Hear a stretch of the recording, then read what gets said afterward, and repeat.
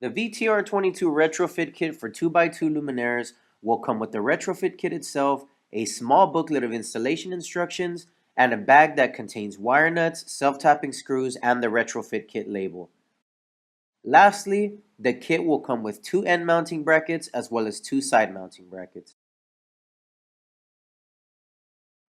First, we will begin by removing all of the old components from our existing luminaire. This is going to include the lens, any lamps, center channel, ballast, and lamp sockets that may be in the current fixture.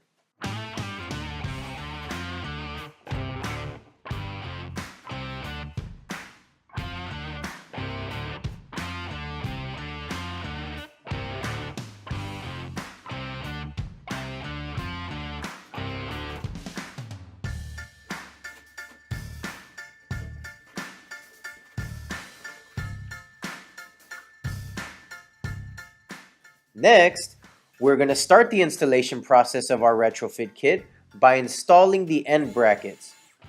These are going to be mounted on the ends of the luminaire using the self-tapping screws provided in the hardware bag.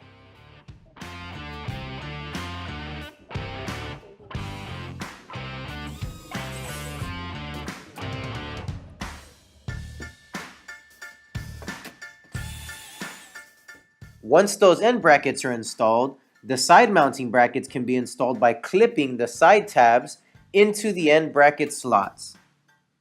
Next, we will slide the retrofit kit in place using the slotted keyholes in the end brackets.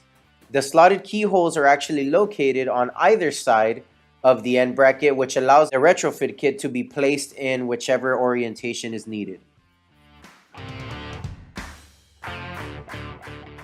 Once that retrofit kit is in place, we will attach the safety cables to the mounting holes under the slotted keyholes.